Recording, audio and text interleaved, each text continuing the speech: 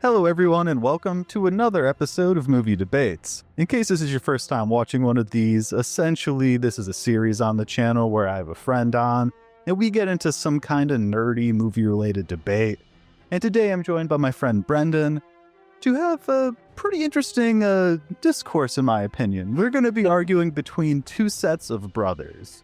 Who are the better filmmakers, directors, screenwriters, creatives in general?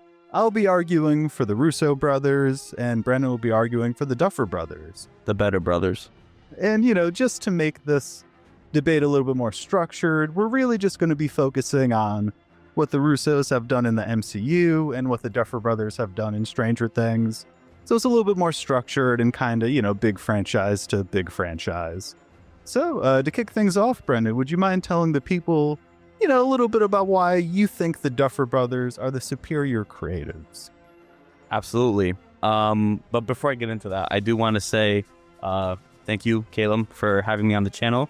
This is my first time on the channel and talking to you about, hopefully to many more various movie-related topics. And I appreciate you. I appreciate all the people watching at home.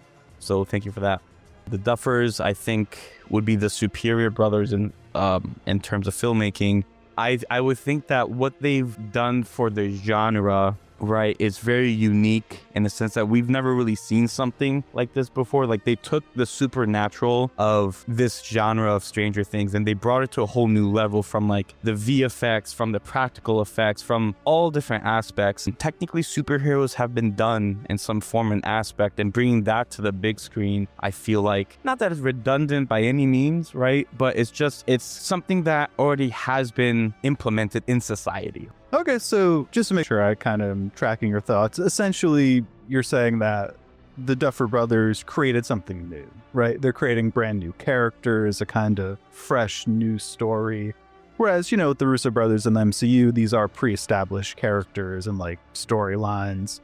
So it's a little bit more like, it's a little bit more original kind of. Yes, I would say it is like a little bit more original, but however, like I'm sure you'll bring up a good example. Not just that it's, original, because I think there's some originality component to it, but I also think that, at the end of the day, the Duffer brothers are, it's like, they're in the supernatural / horror genre. You can say I feel like more supernatural than horror. I wasn't like flipping out on my seat like how I did in my freshman year in college when we watched the international horror movie. So it's not that scary. Right, those things already had existed, but they've done something different with the original screenplay. And I guess that would be like the storyboard behind it, right? They took a concept and they did something completely different. And I think there was an interview, right, when if you had watched the behind the scenes of the making, right, after the series wrapped up, they struggled a very long time to get something, right? The Duffer brothers were struggling to find something that would stick. They're trying to find studios to try to bring their idea to life. And it only took, one studio. I don't know if it was Netflix or another studio. Maybe Netflix was just the people that gave them the money, but it took at least one person to be like, you know what, I think this idea could work. And it outstandingly worked very well. And a lot of people loved it after the first season. So that's why I think, for those reasons. Okay. Yeah, I think the kind of idea of, doing something new, fresh, bringing this world-beating, massive budget, big, almost superhero-esque, world to such claustrophobic and, supernatural-based concept is, I definitely give them credit for it. And I think that, they created a great original story. Why do I feel like there's a but there? Well, I would push back a little bit against that just because even though, yes, the MCU existed before the Russo brothers, it will probably exist after them. We'll see what the mutant saga holds. I'm hoping, truly, I am. I would say that a lot of the characters that they, utilized in their 4 movies of the MCU, they created the best iteration of those characters in live action, which is no small feat, especially when in the MCU, Thor has been in so many projects, and I think almost universally the fan base would say Infinity War is peak Thor, right? Because with Ragnarok, the gags and jokes are funny, and Ragnarok is a very rewatchable and enjoyable film. But we kind of saw in Love and Thunder, there's only so far you can go with that, right? Like, you need some kind of emotional core character arc to build off of. In Infinity War, we get that great moment with him and Rocket Raccoon when he's like, my mother's dead, my father's dead, my brother's dead. And then Rocket's like, dude, are you okay? Like, you have like nothing to live for. This is like crazy.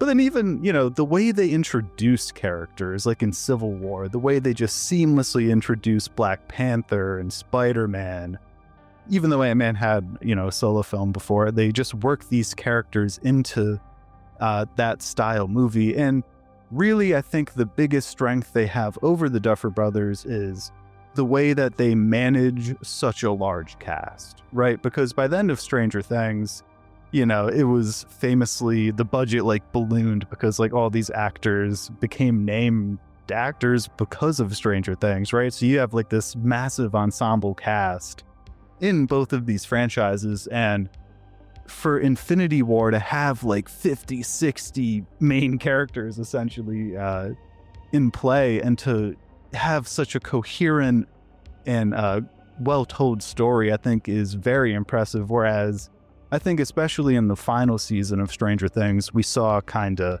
the Duffers were starting to struggle with, okay, how do we allot the screen time? And I think a really big fault in season 5 is spending so much time with Will's younger sister and like Derek and like the younger kids that we didn't know until season 5 really, because it's like you only have so much screen time and you're taking away from your main cast. So I really think one of the biggest strengths that the Duffers have, the Russos have over the Duffers, is balancing that screen time, especially because the movie, even Endgame, even with it being 3 hours, there's episodes. Yeah. That movie 3 hours was crazy. But there's episodes of Stranger Things that are almost that long, right? Like the final episode was like 2.5 or something like that. It was a modest hour and a half. Or like hour. The final episode is over 2 hours. Is it actually? Yeah. Oh, I forgot. Damn. I should go back and watch it. Yikes. I am very much, to all your fans out there, and to me, and to you, very much of a Russo fan. Like, I love Marvel. I love everything about Marvel. I think that their saga of movies that they've like released, from like the original Avengers to Age of Ultron to, I think they did Civil War too.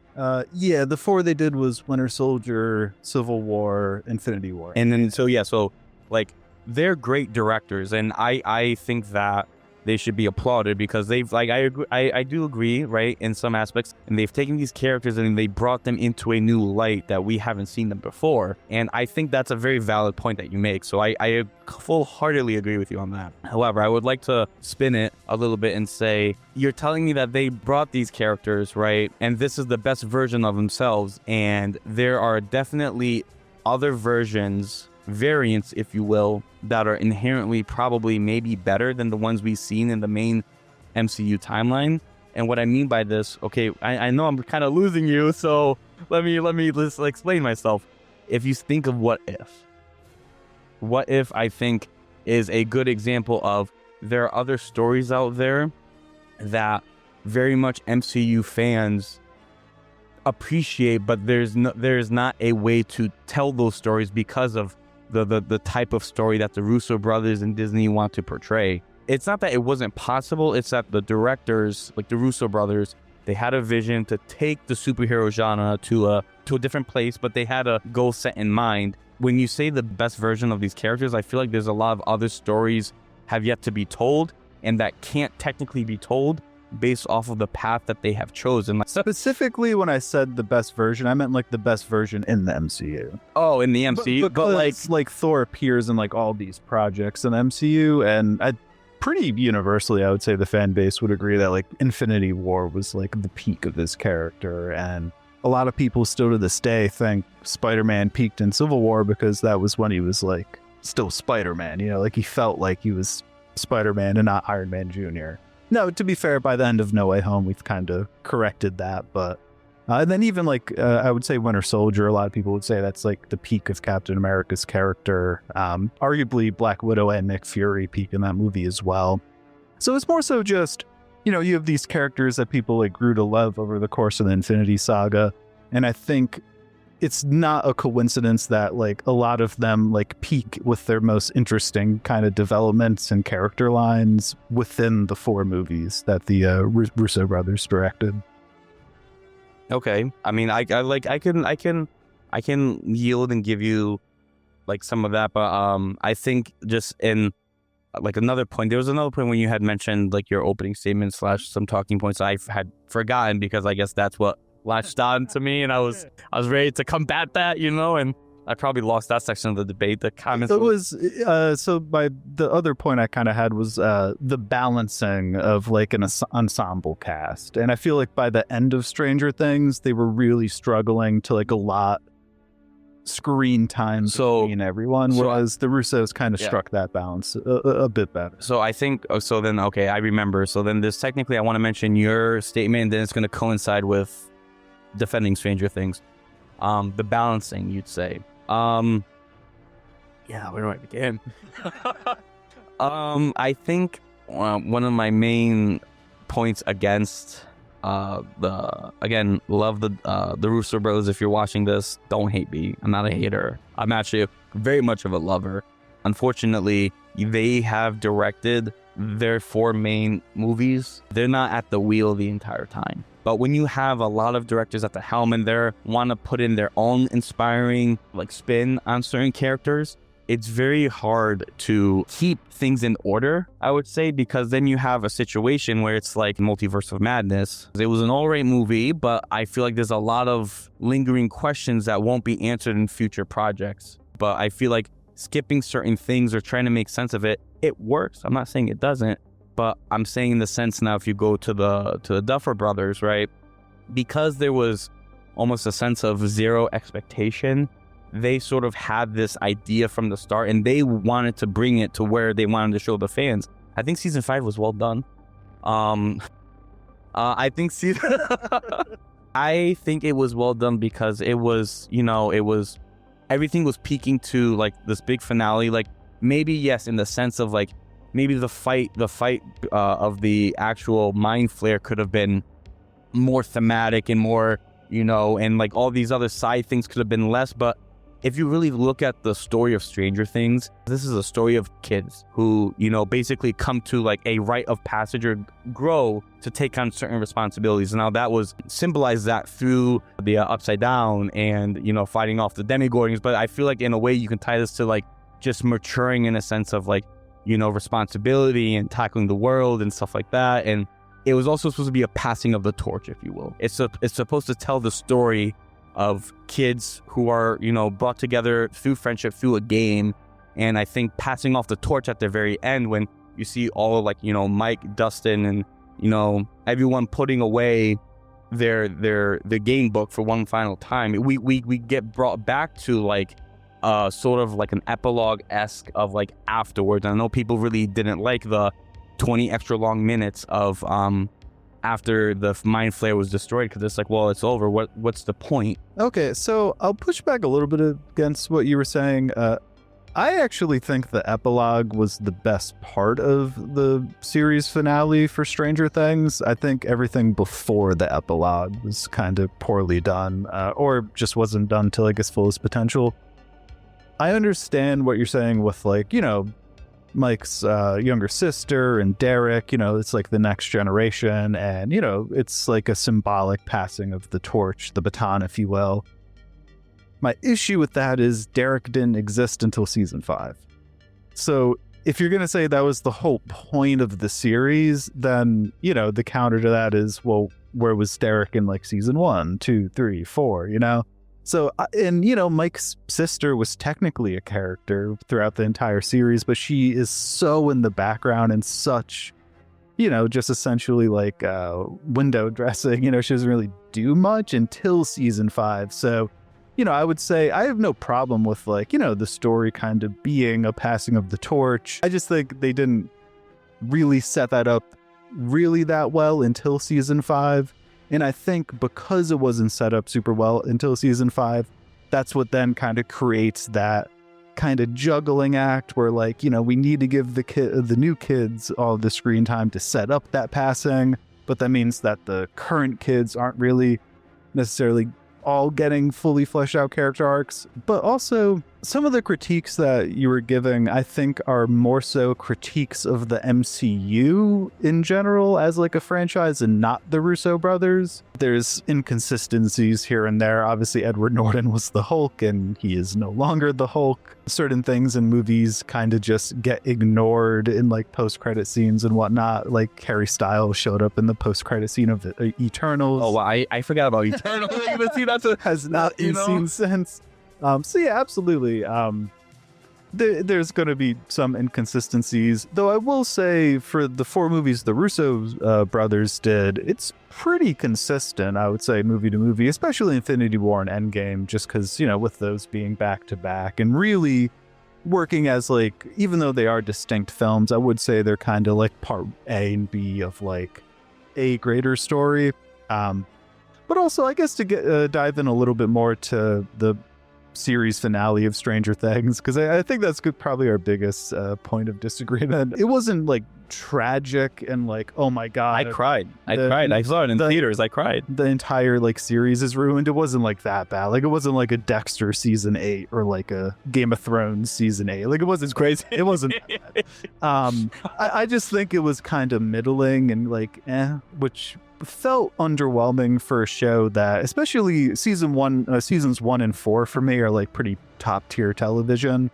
To end on a note that kind of felt just kind of underwhelming was a little disappointing for me, especially in, I think this might be the easiest area to compare what the Russos did in the MCU and what the Duffers did with Stranger Things in kind of how they ended the story, right? Because they both, Infinity Saga and Stranger Things start as, kind of self-contained small stories. Like Iron Man is kind of a intimate kind of, character arc of Tony Stark, and Stranger Things obviously starts with these kids who are just playing D&D, and then it kind of like balloons over time into this like massive kind of battle. And I just think you can't really beat that final act of Endgame, like that portal scene, like from the portal scene onwards, and Endgame does have issues, don't get me wrong, but from the portal scene onwards, that's like almost like perfect. Like they knocked it out of the park. And with the Stranger Things, the battle with the Mind Flayer, it's like the battle with the incomplete, not real Mind Flayer in like season 3 was more of a struggle.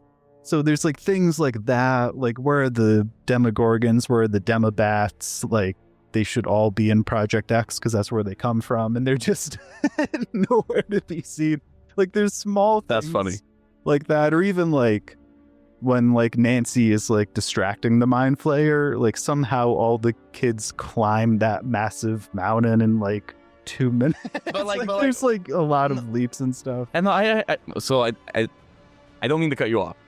But I feel like there's some things like, and I think we were discussing this prior, there's some things you have to just like give in to, like, for the sake of like movie or television, right? Just like there's certain things that you have to just accept that to move the plot forward, that's just how it has, like the kids climbing up the, like, obviously, but there's like, I mean, if you're asking that for them to like maybe show them climbing and fall, I mean, like, I guess they could do that.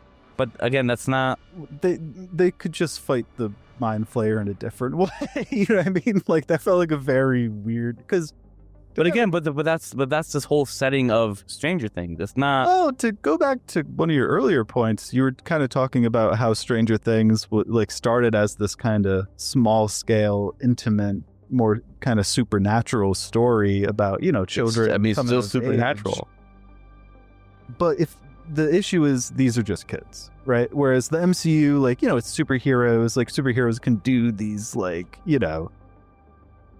out of the ordinary things. Whereas Stranger Things, I think, got into the issue of it really started pushing the bounds of like sci-fi. Because like Vecna is like this Darth Vader power-esque. He is like the Force essentially. Right. Do all yeah. these things. I mean, So then it's like, oh shit, like most of these kids are just kids. So then I think they kind of ran into a struggle of, we kind of maybe pushed the bounds a little too much. So like, how are we gonna like defeat this force now? And I think that's kind of where, because the MCU is inherently a superhero story, you know, it's a bit smoother, I would say. So there's a lot there. Just to defend, I guess, Stranger Things in that sense, again, it's still, at the end of the day, like, Stranger Things, it begins off as like anything else, like in childhood, like it's a small band, circle, innocence, like, you know, whatever. But then you're confronted with, you know, an issue or problem. And in this medium, the Duffer brothers wanted to, I guess, exploit that in this terms of supernatural. So obviously they're allowed to have that creative liberty of supernatural stuff, because all the stuff that they technically, the kids did, right? They didn't have, like, I mean, if your argument is saying that, oh, like, they climbed that rock way too fast, but all the other times they grabbed practical weapons and all this, they weren't the ones who didn't have the superpowers, basically L, right? And technically Will by the end, right? Technically speaking, right? And then again, like, supernatural aspect, that's fine. Someone generates powers and that's fine and dandy. But for everything else, they still followed the quote unquote law of, I guess, physics for that specific in the specific genre of the movie, of the storytelling.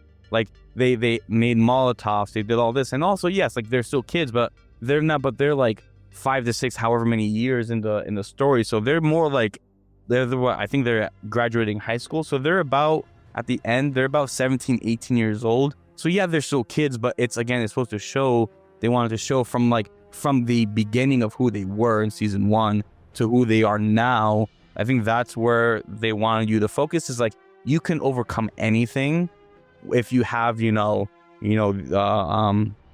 friends, your group, the people like surrounding you and stuff like that. If you have that support, and I think the theme of family, I think that reigned through and through and through. And honestly, now trying to tie this back to the Russo brothers again, I think they did a great job. But you run the issue of, like, when you said to the ballooning aspect, right, for the Duffer brothers, I would argue saying the same thing for the Russo brothers, in the sense that you have all these characters, but not all of the characters were probably used in the way that some fans wanted to, because the Russo brothers specifically had their set of characters that they wanted to focus on, and that's the main original, 5 or 6 Avengers, essentially, plus 1 or 2 other characters that kept the plot moving forward. And this is a hot take, but Avengers, Infinity War, and Endgame is basically just to wrap up Iron Man's story. So, for example, Guardians of the Galaxy, like, they weren't really mentioned in, like, they didn't enter into the movie for Infinity War Endgame, or I think Infinity War, when they came in, was maybe halfway through Infinity War, something like that. At the end of the day, like, I don't think, if I can recall correctly, how much were they, I'm using Guardians of the Galaxy as an example because they're a group, they're a team that's really well known at this point in time, right? How much were they mentioned in Endgame? Except for Rocket and Nebula, they were all blipped in Endgame. So, like, they're dead. But, like, so, but Rocket, but so Nebula, so okay, but even still, like, the viewers might be like, he got you, like an moment, but no, but like in the same facet, in the same sense, that they were all blipped, because most of them, most of them were. But again, it's because that the story was mostly about to bring them back to the Avengers, because that hot take. Audience, debate this in the comments below. I love to see what the hot take is, but they couldn't handle all the characters, so they blipped them to make it easier in the beginning of the movie, and then they brought them in at the end for a big final showdown battle, which is fine. I'm okay with that. Like, I loved Endgame. No, look, Caleb, I loved Endgame. I was crying. We watched it together with Jonah in New York City. I loved it. It was great. It was phenomenal. We clapped. I was screaming. You guys were telling me to quiet down. So I was like, I'm not adding them at all, I'll accept the Stranger Things balloon to a certain degree if you can accept that in that facet, how I just explained that the Russo brothers saw a balloon potential, but they sort of reset themselves because, you know, they wanted to focus the story on a certain amount of people. Yeah, I think they did. And I think that's actually one of the biggest reasons why I think they're just better creatives, because they were intelligent enough to see that was going to become an issue and they had the wherewithal to reset it, whereas the Duffers didn't. But also to kind of talk about your point a little bit more, I disagree because... I hope I didn't make you mad. No. I just generally... We could get really passionate on the couch here, ladies and gentlemen. I think what you said is true. I just think it is the reason why I think the Russos are better creatives, because they actually, in Civil War and Infinity War, I think for 2 entire movies, did a really good job balancing a lot of characters. So resetting that focus for Endgame to be a little bit more of like an intimate story, I think it was a smart creative decision, but also I don't think they were like entitled. Like, I don't think they had to continue to balance all those characters for a 3rd movie, because, like, you know, they showed that they could do that over the course of 2 movies, and they actually start doing it again during the final act of the movie. But I also think why it was such a smart creative decision is because it establishes Thanos as such this omnipotent, terrifying presence, right? Like, he won, he succeeded. And I think that's actually more important than the kind of narrowing of the cast that, you know, the blip obviously resulted in. I think it establishes that Thanos, by far the biggest threat they've faced so far. And I guess we could get into like comparing kind of big bad versus big bad, because this is kind of another one of the areas where I think the series are most we had like a subtopic where I think it's most comparable of, like, you know, Stranger Things. Even though you don't see Vecna for a while, he was behind the scenes the whole time, right? And Thanos kind of works in a similar way where, you know, we get our first glimpse of him at the end of Avengers, but, you know, really, at least, you know, like if you follow it narratively from start to finish, he was like in the background. Yeah, he was in play. Yeah, pulling the strings. So in a way, you know, they both kind of serve as that final ominous presence. And I think the blip, while yes, it kind of shrunk the cast a bit for the first 2 acts of Endgame, it also established Thanos as such, like, just this massive threat in a way that I think season 4 establishes Vecna really well. But I think it falls off a bit in season 5, because it's almost like he kind of has to get cucked here and there, and like his powers have to like not be what we know them to be, so that these like little goons can like survive in his mind. Wait, hold on. You know what I mean? Like, he isn't using his powers to his full extent, and it's like, you know, like he just doesn't quite live up to that. Can I just interject real quickly? Okay, so if Thanos is such a big... you know what I'm gonna say. You know what I'm gonna say. Captain Marvel. Oh, yeah. And then What about Captain Marvel? So I love Brie Larson. I do love her as an actress, of course. Captain Marvel. Remember how we were discussing about how like she's able to withstand Thanos with all 6 Infinity Stones, and we're like, just no shot, not a chance. You know, so so whatever you had said about Vecna having to nerf his powers in season 5, which I don't think really happened, and I'll explain that. Well, no, wait, hold on. Okay, why didn't he kill Joyce when he threw her? It was like the midpoint of the season when he like shows up in the real world and kills all the military goons. Like, he like is stabbing all the military guys, and then instead of just stabbing Joyce, he just like yeets her, and it's like that, you know what I mean? Because that's like, well, I mean, okay, well, okay, if you want to talk about sub tangent, well, because the military guys have like guns and stuff, and she's just a human, so he's like a fly, you know, to like flick the annoying pest away, like not worth his time, you know. And I feel like that's a natural response that a villain would do. Well, no, I mean, but she's human though. If you have an artillery of people coming in with guns. You could say you could put in like raging in 3, 2, 1, but like coming in, Caleb. And there's no comparison with that. No, this like cast of characters almost killed him at the end of season 4. Like, it doesn't matter if she has a gun or not. Like, why would you not kill her? But also at the same time, we're supposed to see that the military base scene, right? We're supposed to see, and we do see, he is more powerful than he's ever been. He's like fucking. Oops, sorry, I swore. I said I was gonna swear, and I did. He's juiced up Vecna. He's been like doing some creatine powder or some crap. He's from like the little like you know, chubby Vecna from like season 4. He's like all this, like he's almost like muscular. So he's been healing. He's been whatever he's doing, like off screen, we're led to believe, right? So, and in the beginnings of the battle, he has his army and stuff like that. He's just like annihilating person after person, seeming to propose to be holy cow.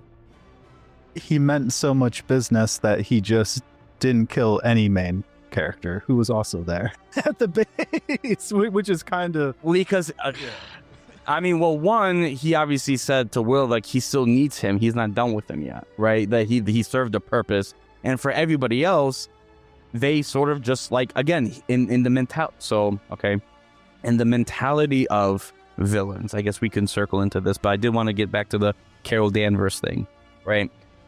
Just really quick to finish that up. You're telling me that you don't think that Thanos' power was nerfed when he had Thanos with all six Infinity Stones is more powerful than Carol Danvers, Captain Marvel, I feel like. And the fact that like she was able to like stop his like punch or like headbutt or like something or whatever and get him to kneel, we're like, damn, like we were to assume, like, and yes, like Captain Marvel is very powerful. I'm not stating that, but in the narrative piece of, we were meant to be assumed that Thanos is this unstoppable force for anybody at this point in time. This is the climax, and all of a sudden it's like she technically could stop him, right? So it's like, you know, I don't know. I just feel like that was like a kind of like an, you know what I'm saying? How did their altercation end though? Wait, Thanos punched her into oblivion. But I don't know. I just feel like there is a way in which, like, yeah, I mean, she's like super powerful. She broke through, you know, whatever. But if we're made to believe as an audience that maybe that was, yeah, I don't want to talk myself like out of the debate because I literally was just about to say that maybe this was supposed to be like a glimmer of hope for the audience because like he's been dominating. So maybe I'll just back off from that conversation entirely because I'm not going to win that conversation. But and to be fair, do you see my point though? Come on, you have to agree. I do. Okay. I do. And even if like, and I'm not saying that you are like agreeing to this, but even if you were to agree that Thanos is a better villain, that doesn't necessarily mean that the Russos are better directors than the Duffer brothers in totality. I just think that, you know, the villains are important to both of their kind of sagas, if you will, because it's like the villains are kind of these overarching like endpoints that they both were building to. Yeah, I could agree. And so in that sense, I think the villains kind of also represent a little bit of like their sort of narrative building and their ability to kind of reach a certain endpoint over the course of like, you know, hours and hours of runtime.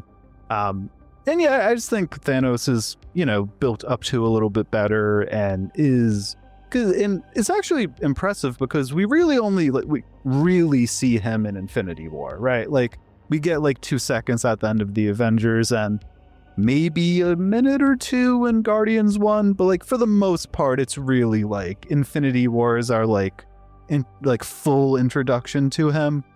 And in a lot of ways, Infinity War is like his movie, right? Like he kind of almost has the central character arc of going and collecting the stones and having the sacrifice where he has to kill his daughter who he loves dearly, even though it's a kind of weird type of love, and then ultimately wins at the end, you know? Like it's an interesting like inversion kind of everything you expect of a superhero film is kind of Thanos is in the position of like lead power and yeah. So I do think they answer a lot of questions with Vecna in season 5. Most of them I would say sat in a somewhat satisfying way, but I think it just was done in a little bit of a clearer and a better way with Thanos. One thing I did want to mention, and we were like how you were discussing about Thanos and the Infinity War being in his movie and stuff like that, and not necessarily per saying that having a good written villain is what makes, you know, directors better or worse or whatever. I think like how you had said, I think both director brothers needed their villain to be what they needed to be for their story, and I think we can agree that they both really did a good job for their individualized story. Now, one thing I wanted to mention in the case for Vecna, because you had mentioned for Thanos, the scene specifically that sticks out with me, and I believe it's season 3, and it's when Max is basically in the Upside Down, or she's in this like purgatory, right? She's in this season 4. Is it season 4? So she's season 4, and she is basically confronts Vecna for the first time, sees him and all his menace behavior, like, and now you have the boys on the, I guess, upside up, right, or whatever, what have you, trying to wake her out of it. And when you have the song playing, running up that hill, and she's like fighting for her life, I feel like, you know, I think that was maybe like, I mean, I could be wrong, but in a way that was Vecna's episode, right? Like that moment was Vecna's like moment of like, this is who he is as a villain and what he like stands for. And I think that was very scary because you just see, I don't think we've seen him like Vecna, the not the monster, but I think we've seen him in, you know, other parts as a human form. But seeing the menace and the walk and everything, and him just like going after Max in slow motion, everything's falling, and she has like you're literally, as the audience, like you're on this like seat of like the edge of your seat, like saying, is she going to die in this moment, right? And playing that song and how they did in the background, I was crying. I was like, holy crap, like this is actually real. And then she makes it. It's not a happy moment. It cuts, the screen cuts, and it goes up to the sky as you hear her crying and them just hugging her. I think that was a moment where it's like complete and utter fear and devastation, right? And I think in that asset, I think the Duffer brothers do very well. Good. And again, it's not like showing that, you know, making better, who's a better villain. I just think that Vecna was also really well, I think one of the better portrayed parts of Vecna was in that episode, towards the end of that episode. I forget if it was a mid-season finale or the finale. Yeah, it was like, I think it was like episode 3 or 4. Okay, so almost mid-season finale. Yeah, it was like around the midpoint. Yeah. Yeah, I mean, you know, I think that moment is great. Honestly, there's a decent argument that that's the best moment in all of Stranger Things, I would say. It's a really memorable moment, I think audience can pull back from it. I mean, even just like the filmmaking, I think that's the best that the Upside Down has probably ever looked, is in that scene, like the red and like all the like, you know, like doors and shit are like falling near her. They technically have that in episode season 5 too. It looks way worse in season 5. Like, CGI got like kind of bad, but you know, I mean, I think that's an overall good point. I think that's arguably the kind of peak of Stranger Things, at least in terms of like that moment. But I guess I would say, for me personally, I guess that's the closest thing Stranger Things has to like the portal moment, when like Captain America is standing against Thanos' entire army.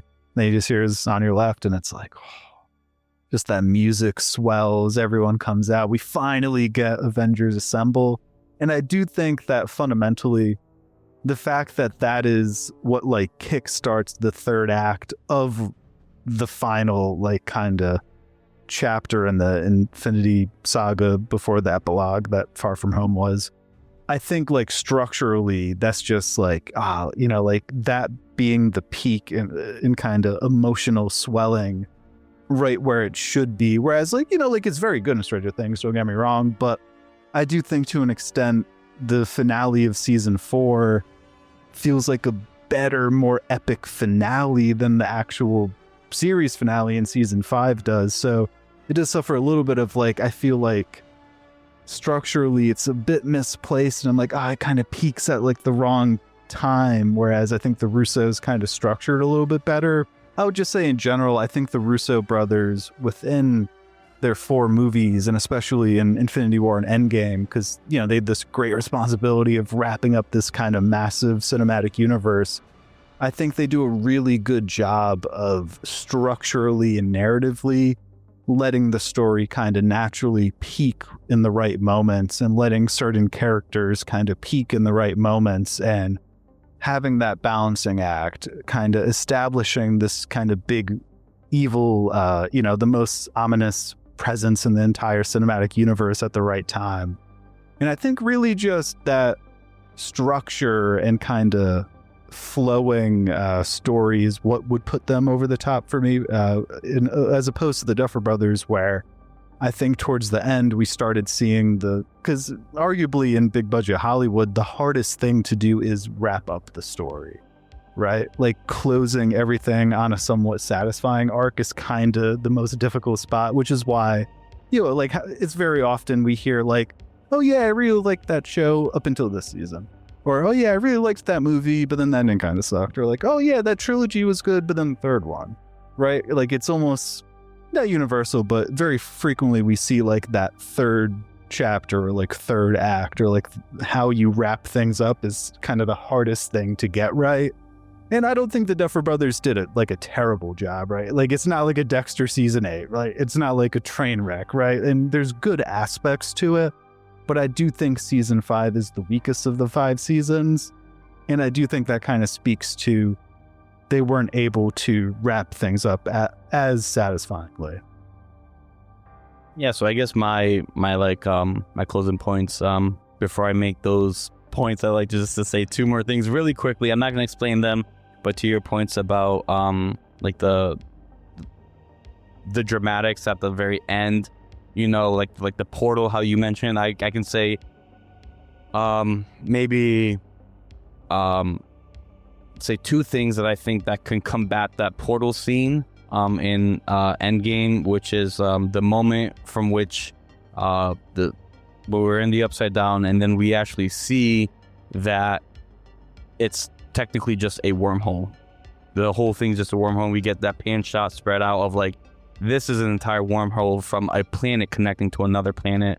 And I feel like that's a big jaw-dropping moment. Like this is serious. Like this is striking, right? And then another moment, and I know this is a very, very loved moment from the show because of the fans and how much time it was like replayed. And not mean, but like it was just like replayed over and over. Be like, wow, like she's a boss ass, I said ass, and that's also demonetized, so It's all good. but is when 11 basically, like, when they're fighting, the mind flare, and 11 comes up and she's like running, she like dodges everything from like going back to the homage when she was training in the beginning of season 5, and she's like going through the ropes and stuff, connecting it to that, and then she jumps up, and then you have the wide shot in slow-mo of the mind flare, and then her, and she like splits open, and then she sees Vecna, drops him. And I think that was a big, at least when I saw it in theaters, everyone stood up and cheered, because that was a big, it wasn't so much of a portal big moment, but I think that in its own right can compete with that portal moment. But I think as a whole, I think my final sum points would be that I think that the Duffer Brothers had the opportunity to do really well, and they did. And I think they did a really good storytelling, and that I think they still managed to keep a lot of aspects of certain characters in place, because it's more of a, coming of age story for these characters, but also passing the baton, and people come and go in stories. So that's why you may not see them earlier on, and they come in later. And like, for example, like Max, she came in season 3, and then, now she's this big important character. So I feel like that can be the same for like, the sister or Derek or someone like that. Like, people come and go, but it's fine. It's because it's, as long as it's in the moment and they are developed in some way, shape, or form, it doesn't really matter where they come in, as long as that they're there when it matters. I feel like it is like super important. I feel like that could be said about any movie or show, really. All right, well, if you guys made it this far, thank you for watching. Please let us know in the comments, who do you think won the debate? Which duo of director brothers do you think are better creatives, the Duffers or the Russos? If you enjoyed this video, I will have a playlist linked in the description with all my movie and other style debates. Thank you for watching, and until next time, peace. I definitely lost.